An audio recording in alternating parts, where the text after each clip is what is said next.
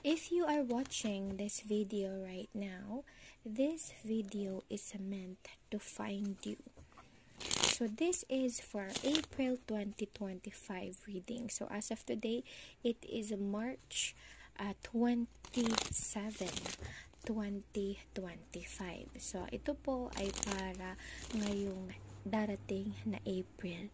So kung ikaw ay ipinanganak ng April, ng last week ng March to first week moving forward ng April, ikaw ay isang fire sign at ikaw ay isang Aries. Ano ba sino ba ang mga fire sign? Sila ay ang Aries, Leo, and Sagittarius. So if you are watching this video right now and if you are a fire sign, siguraduhin tapusin ang video na ito. Kung wala ka sa nabanggit, make sure to follow and click the subscribe button dahil susunod sa video na ito ang iyong video naman kung ikaw ay water sign, earth sign, or air sign. Okay? So this is for the fire signs for the month of April.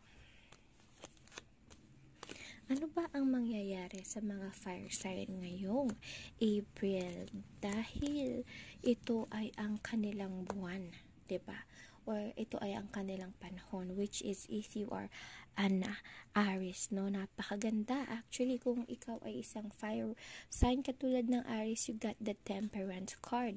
You are being guided. Sabi dito kapatid, makaka-receive ka pa ng pera sa susunod na 10 araw.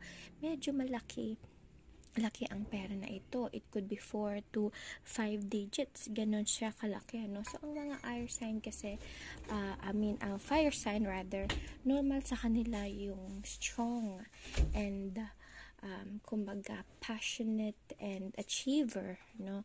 Mayroon silang taglay na strong personality. Sila ay matatalino, no? Ang mga fire sign katulad ng Aries, sila yung usually born to lead, katulad ng ating dating Pangulong Duterte. Siya ay isang fire sign or isang Aries. Kaya naman siguraduhin at tapusin ang video na ito. Ngayon, good news ako sa iyo. Be ready for the opportunity you've worked for. No, ibig sabihin, kung mayroon kang pinagplanuhan, pinag-applyan, pinaghandaan nung mga nakaraang araw, nung mga nakaraang linggo, this is the sign na this